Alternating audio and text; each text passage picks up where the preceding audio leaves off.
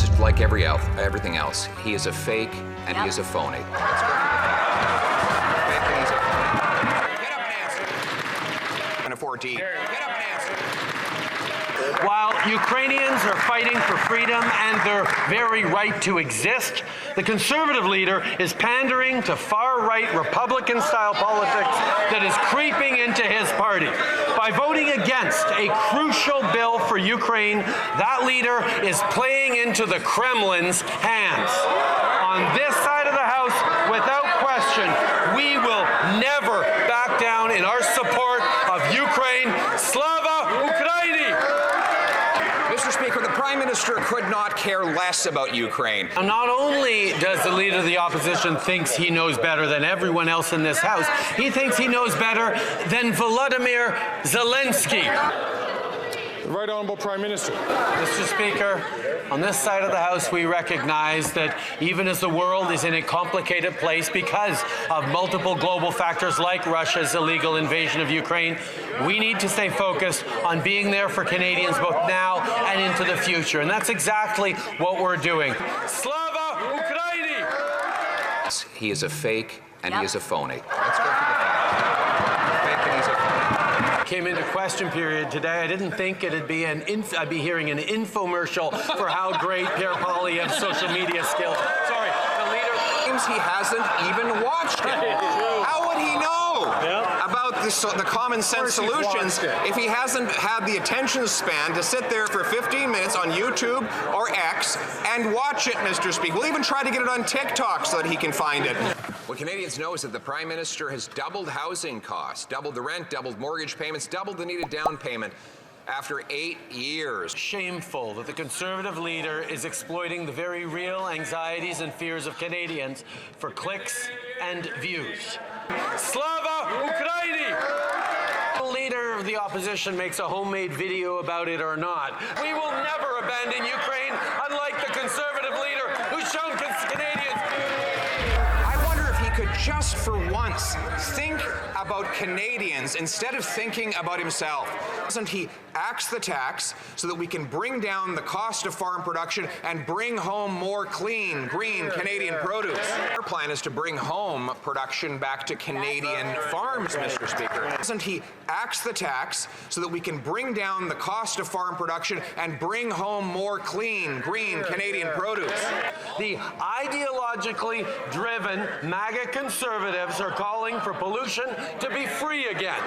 Minister back from his $80,000 vacation, which he got for free. He said, like most Canadians, friends welcomed him for that vacation. He took two, not one, but two private jets. Warming climate causes droughts. Droughts damage crops. Damaged crops increase the cost of groceries. And yet, the Conservative Party cannot even agree on whether or not climate change is real. Did he pay the full carbon tax on each of the 100 tons of emissions that he put into the atmosphere as part of his $80,000 vacation? The Conservative leader likes to talk about the challenges Canadians are facing on the cost of living, but he refuses to take action in support of them. Trudeau loses it here, I think. Mr. Speaker, we see the Conservatives' approach to partisan politics and to personal attacks. The reality is, when we stood with the 80 to 90% of Canadians who chose to get vaccinated, they called us divisive. When we chose to stand with women across this country who want to control their own bodies, they called us divisive. When we stand with the 2 LGBTQI+ kids who are being discriminated against in schools across this country, they call us divisive, Mr. Speaker. I ask Canadians, who are dividing Canadians more than Conservatives with their attacks, with their choices, with their politics? This is a more recent video of Trudeau. Poilievre is breaking him down. What we cut was auto theft. We cut auto theft by 50% under the previous common sense Conservative government. Voted against sending $121 million to the province of Ontario to fight against organized crime and car theft. If he hadn't announced that he's voting against our fight against money laundering. Mr. Speaker, he still has time to change his perspectives and get behind our initiatives to fight organized crime, to fight auto theft, and to stand up for Canadians. Cut auto theft by 50%. That's right. By half. Yes, while reducing the cost of the bureaucracy. We're going to continue to invest in fighting money laundering, and we hope, and organized crime, and we hope that the Conservatives change their mind and vote with us to crack down on organized crime. The Prime Minister has been claiming for months that he had no involvement in or knowledge of the invitation of a former Nazi soldier to the visit of the Ukrainian president. Now we know that he personally invited that same individual.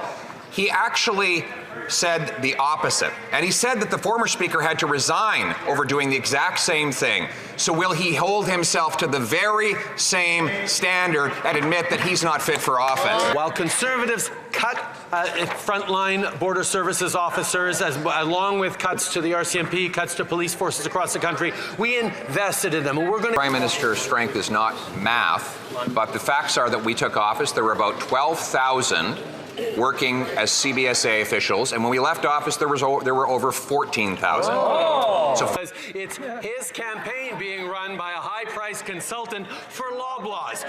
Order. The Honourable Leader of the Opposition. He's sure getting desperate if he has to blame Conservative campaign workers for the fact that he raised food prices, especially when, Mr. Speaker, the Prime Minister's new marketing director, Max Veliket, did marketing for Loblaws for 4 years. Works for GT & Co., which collects checks from Loblaws. As does Dan Arnold, his other pollster, getting checks from Loblaws. Are they the ones that forced him to quadruple the carbon tax on our food? Because this morning, the members of the Conservative caucus got to hear directly from Jenny Byrne, who sits in their caucus with them, giving them advice. Mr. Speaker, he makes it too easy. He talks about caucus meetings and Loblaws. Get this. The Prime Minister had someone who is his director of caucus services named Julie DeWolf, who is now a lobbyist for Loblaws.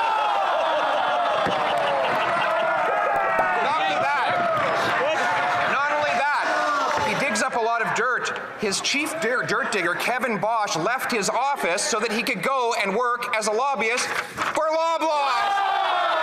Would he like us to continue going down the list of all of his Loblaws lobbyists, Mr. Speaker? The COVID-19 pandemic was a once-in-a-generation, even once-in-a-century occurrence in which every decision we took was designed to protect Canadians' lives. He's now calling the Auditor General a conspiracy theorist, now that she's revealed that his Arrive scam went from $80,000 to at least $60 million and counting, that two insiders got $20 million working from their home basement from this Prime Minister, that top Liberal government officials accepted high-end whiskeys and dinners in exchange for contracts that they let the contractors write for themselves. Shameful. So once again, will he stay out of the way and let the police investigate his government, or will he try to block it again? Yeah.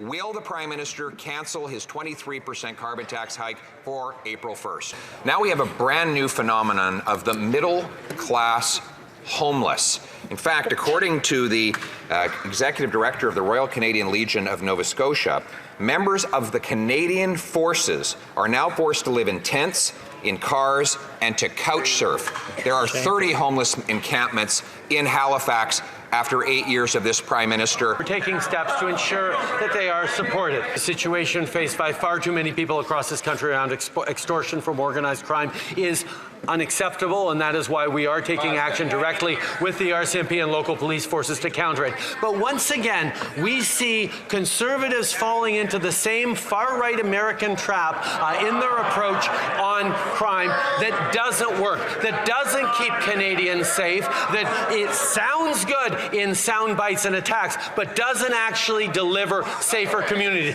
It's like their opposition to gun control and their desire to put assault-style weapons back on the streets.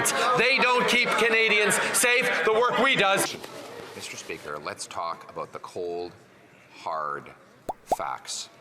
There were 2/3 less cases of extortion in the last year of the common sense Conservative government. Under the previous Conservative government, everything was perfect, and what he is proposing to do is to make Canada great again. That is not what Canadians want. They remember what he did as part of Stephen Harper's failed housing minister. He remembers the people who, the rights of Indigenous peoples violated, the ignoring of environmental responsibilities. Everybody, we're gonna wrap up the video for now. Like, Justin Trudeau, is he losing his mind? Did he ever have one to really lose? Like, that's a debatable subject, right? But Poilievere, the pressure that he puts on Trudeau, I couldn't stand that. Like, it would drive me kind of nuts. Like and subscribe. We're learning all about Canadian politics right here, having a great time doing it. We cover all the question periods on a daily basis. We do those live. Check that out. We do other shorts, a lot of other videos. Check all our stuff out. It's fun. Like and subscribe. Like, maybe get notified and share it with somebody. Who knows? That's it. We're going to get going. Remember to have something healthy to eat and try to stay warm tonight. That's the best idea in these tough Canadian times.